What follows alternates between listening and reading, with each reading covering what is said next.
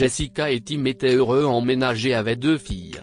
Tim a perdu son emploi après la Covid, et depuis, il semble avoir également perdu la volonté d'être un bon père et un bon mari. Heureusement, après quelques mésaventures, il a fini par mettre de l'ordre dans sa vie pour sa famille. Jessica et Tim étaient heureux en ménage. Ils vivaient dans une région rurale de l'Illinois, près d'une grande autoroute, et avaient des filles, l'une en primaire et l'autre en bas âge. Malheureusement pour leur famille, après la Covid, Tim a perdu son emploi et Jessica est devenue le seul soutien de famille. La perte de son emploi a plongé Tim dans la dépression. Après plusieurs tentatives infructueuses pour trouver un emploi, Tim a renoncé à essayer. Il passait ses journées à jouer à des jeux vidéo et à parier en ligne. Jessica et Tim avaient décidé que, puisqu'il était au chômage, il devrait s'impliquer et jouer un rôle plus important dans la vie des enfants. Jessica travaillait et il ne pouvait plus se permettre d'avoir une nounou pour les aider, alors Tim devait assumer certaines de ses tâches. Tim a fait mine d'accepter, mais ses actes étaient tout à fait contradictoires. Lorsqu'il était chargé de surveiller les enfants, il se contentait d'allumer des dessins animés pour qu'elle les regarde et il s'enfermait dans la pièce pour jouer à des jeux vidéo. Leur fille aînée, Suzy, avait un spectacle qui tombait pile le jour de la réunion de travail de Jessica. Tim a accepté d'y assister à sa place. Bien que Suzy aurait aimé que ses 2 parents soient présents, elle était tout de même ravie de savoir que son père viendrait. Elle s'était entraînée tout l'été pour réussir sa prestation. Le jour du concert arriva, et la pauvre Suzy était toute seule. Alors qu'elle chantait son solo, elle a cherché les siens dans la grande salle où se trouvaient des parents et des familles aimants. Mais personne n'était là. Alors qu'elle terminait son solo, presque en larmes, la foule s'est levée en applaudissant. La prestation de Suzy était spectaculaire, mais les personnes pour lesquelles elle aurait aimé se produire n'étaient pas présentes. Plus tard dans la journée, Jessica a reçu un appel du professeur de Suzy alors qu'elle était à la réunion. « Bonjour, Jessica. Vous pouvez discuter ?» a demandé le professeur. En fait, je ne peux pas vraiment parler. Je suis à une réunion de travail. Est-ce que tout va bien ? a répondu Jessica un peu inquiète. Qu'est-ce ce qui ne va pas ? Il s'est passé quelque chose pendant son spectacle ? a demandé Jessica, paniquée, alors qu'elle se déplaçait essayant de trouver un endroit tranquille pour continuer l'appel. Non, en fait, elle a été extraordinaire. Elle a même reçu une ovation. Le seul problème, c'est qu'aucun de ses parents n'était là pour la voir. Pour ne rien arranger, le concert s'est terminé il y a 1 heure, et elle est encore là à attendre seule, expliqua le professeur. Oh, non. Son père était censé être là, a dit Jessica, la voix craquelée par la douleur. Oui, eh bien, il semble qu'il ne soit pas venu. Pourriez-vous avoir la gentillesse de me donner votre adresse pour que je puisse déposer Suzy moi-même ? demanda l'enseignante. D'accord. Merci beaucoup, a dit Jessica en essayant de garder son calme. Plus tard dans la soirée, Jessica est rentrée à la maison, furieuse, et a trouvé Tim en train de jouer à des jeux vidéo. Furieuse, elle a saisi la console de jeux vidéo et l'a jetée par terre. Est-ce que c'est plus important pour toi que tes enfants ? a-t-elle crié en attrapant le routeur Wi-Fi.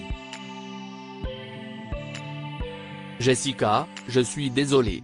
J'ai pas vu le temps passer, plaida Tim. Si ça ton excuse ? Arrête, Tim. Tu devrais être avec ta fille en train d'essayer d'arranger les choses.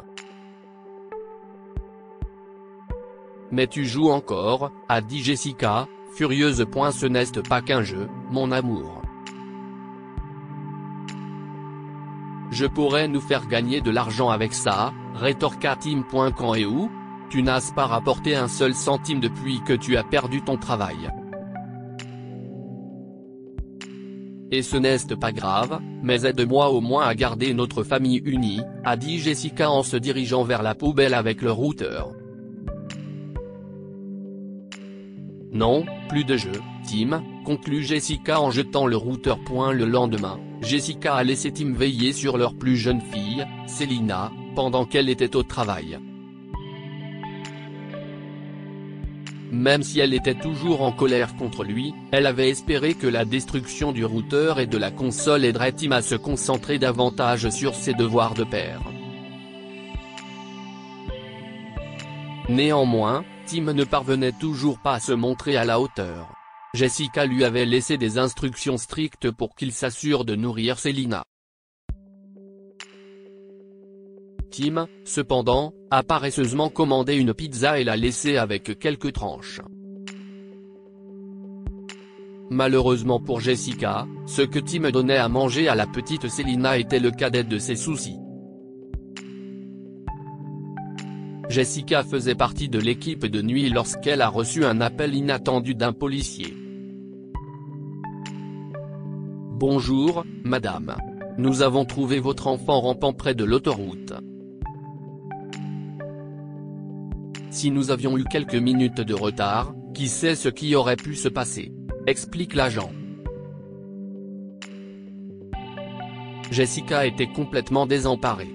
L'officier de police a dit qu'il avait trouvé son numéro sur le bracelet de Selina. Jessica avait gravé son numéro sur les bracelets de ses enfants par mesure de sécurité. Inutile de dire que cette précaution a porté ses fruits. Jessica s'est précipitée chez elle à ce moment-là pour découvrir que Tim n'était même pas à la maison. Il pensait que le bébé dormait, alors il est allé chez un voisin qui avait le Wi-Fi pour jouer à des jeux. Tim a oublié de fermer la porte, et Selina a rampé après lui, se retrouvant près de l'autoroute. Tim a essayé de s'excuser, mais c'était la goutte d'eau qui a fait déborder le vase pour Jessica. La semaine suivante, elle a demandé le divorce à Tim. Tim aimait Jessica et sa famille, mais il avait perdu son chemin et ne faisait pas assez d'efforts pour le retrouver. Il a promis à Jessica qu'il changerait et s'est inscrit à une thérapie pour travailler sur sa dépendance au jeu. Il a réussi à trouver un emploi qui l'a aidé à payer sa thérapie. Jessica a vu les changements de son mari et a décidé de lui donner une seconde chance, ainsi qu'à leur famille.